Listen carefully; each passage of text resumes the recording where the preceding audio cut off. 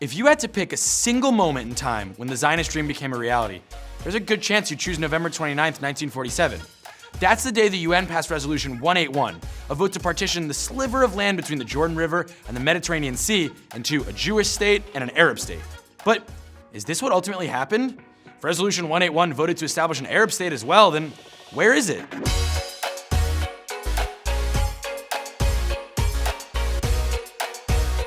Let's jump back to the end of World War I in 1918. When the Allied powers defeated the crumbling Ottoman Empire, the British and French conquered lands that included much of the Middle East. They determined that these territories were not yet ready for self-governance, so they divided the land up amongst themselves in what was called the Mandate system, ratified by the League of Nations. The mandate for Palestine went to the British. Palestine consisted of both Arabs and Jews, so even though it may sound funny now, at the time, there actually were both Arab Palestinians and Jewish Palestinians in the region, and both were essentially occupied by the British.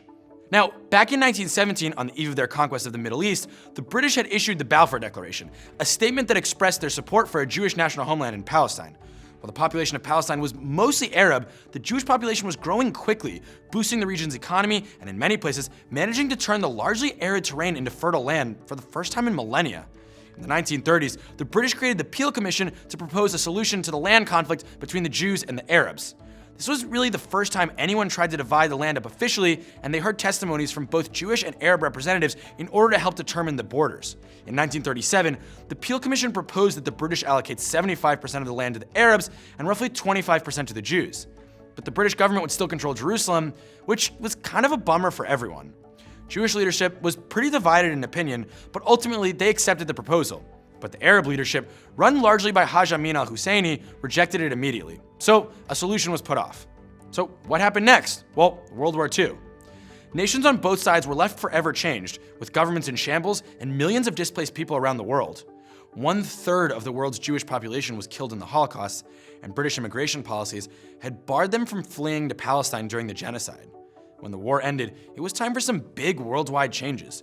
Imperialism was going downhill, and many nations, such as Indonesia, India, Pakistan, and others, were formed as European empires gave up their colonies. The United Nations was formed in order to maintain peace and order among the countries of the world, including all these new ones. As these new nations were emerging, the Jewish people hoped to once again have the chance to reclaim their homeland. They had longed to return to their land ever since the beginning of the Roman exile in 70 CE. There had always been a small Jewish community remaining in the land of Israel, later renamed Palestine by the Romans in the good old 130s. And over the course of the millennia, the Arab population grew to vastly outnumber the Jews until the beginning of the Zionist movement in the late 1800s. Because of the conflict between the Arabs, Jews, and the occupying British, by 1947, ruling Palestine had become a royal pain for the United Kingdom. So in 1947, they told the UN, you guys deal with it. And the UN Special Committee on Palestine, or UNSCOP, was formed. But the Balfour Declaration of 1917 had created an important precedent, a promise that the Jews would receive land and that both sides would have rights. This was taken into account when deciding how to divide the land. The main option proposed by the Special Committee on Palestine was similar to the Peel Commission's proposal, to create two states, a Jewish one and an Arab one, while the UN would retain control over Jerusalem. The Jewish representatives from Palestine okayed this option, while the Arab leaders rejected it. But there still had to be a vote. This was a huge deal for Jews around the world. This vote would decide if they, as a people, could return to their homeland. It would indicate if the international community respected the rights of Jews. Zionist leadership lobbied for it to succeed. This was their big make it or break it moment. In the eyes of the Jews, this lobbying arose from their desire to reclaim their home and their hopes to rebuild after the Holocaust. But to Arabs, the lobbying was seen as a US-backed strong-arm move. On November 29, 1947, it was time to vote. Jews around the world rushed to their radios so they wouldn't miss hearing the broadcast. They sat transfixed, listening as their fates were once again chosen for them. Each country's vote, announced on the UN floor, felt like it was either a cause for celebration or a blow to the entire Jewish people. Jews waited with bated breath to see if the resolution would pass. At last, the final count was in. The United Nations had voted at 33 in favor, 13 opposed, and 10 abstentions. There would be two new sovereign states, one Jewish and one Arab. But as we mentioned, that's not how it played out in reality.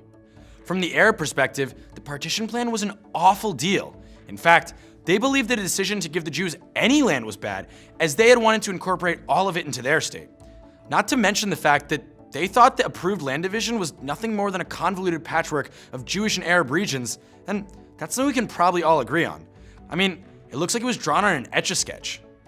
Arab leadership also felt this division was gerrymandered to favor the Jews, and besides that, they didn't think the new UN had the authority to divide up land that wasn't remotely theirs to begin with. What gave them the right to dole out countries? The Arab leadership ultimately boycotted meetings and discussions. Palestinian professor Sari Nusseibeh sums up the discontent by saying that Jews who were a third of the population were going to get more than half the territory, parts of the Galilee and all of the Negev, while the ancient Jewish biblical heartland, the Stony Hill country, would go to the Arabs. Now, to be fair, the Negev is a desert, so it's not exactly prime real estate, but the complaint is valid. Jewish leadership was conflicted, although overall pretty psyched. The downside, they were giving up a lot of land they felt was theirs by right. And sure, they get plenty of sand, but what about Jerusalem, the holy city, the epicenter of their entire religion? Nope. On the other hand, Jews had been exiled from their homeland for 2,000 years, living instead in Middle Eastern and European countries that often oppressed and persecuted them. They wanted to have their own state, to write their own laws, and to control their own destinies in their own historic homeland. When faced with the best offer they'd gotten in millennia, they were not going to pass it up. After the final tally, thousands of Israelis rushed onto the streets, weeping and dancing until the sun came up the next morning. Writer Amos Oz tells the story of how his father, who'd been persecuted in Poland, told him, "Bullies may bother you at school, but from now on, from the moment we have our own state, you will never be bullied because you are a Jew." This was a massive change. Opinions from the international community were interestingly mixed. Though both the US and USSR voted in favor of the UN resolution, they actually had different feelings about it. George Marshall, the State Department, and the CIA all advised US President Truman against backing a Jewish state, feeling that such a state would have no hope of lasting. The USSR, on the other hand, hoped that Israel might lean towards socialism and fly in the face of the Western world. In both cases, their opinions on the state would swing back and forth as time went on. Though the resolution meant a chance at autonomy and safety for the Jewish people at last, it came in a politically charged region of a war-torn world. Zionist leaders knew it wouldn't be perfect, that there would be violence and tragedy, as there often is when borders are defined. Israeli founding father and Prime Minister David Ben-Gurion said, "I could not dance. I knew we faced war, and that in it, we would lose the best of our youth." A civil war between Jews and Arabs broke out immediately following the UN vote, months before the British would actually leave the region. Casualties mounted on both sides. Then, 6 months later, on May 14, 1948, the British forces left, and Israel declared its independence. And on May 15th, not wasting any time, the Arab nations surrounding Israel sent armies to destroy the new state. But for that story, you can check out our video on the 1948 War of Independence. UN Resolution 181 played a critical role in the founding of Israel. But what effect did it really have? Well, to Arabs, it marked a great injustice when the international community unfairly partitioned their land and turned a blind eye to their wants and needs. For many, it symbolized the tragic loss of their homes. But to Jews, it marked their ability to return home at last and to rebuild the country they had dreamed of for millennia. In the wake of the Holocaust, it was a cause for hope and even optimism about the future. These vastly different perspectives are at the heart of the conflict, and the legacy of it is still felt today.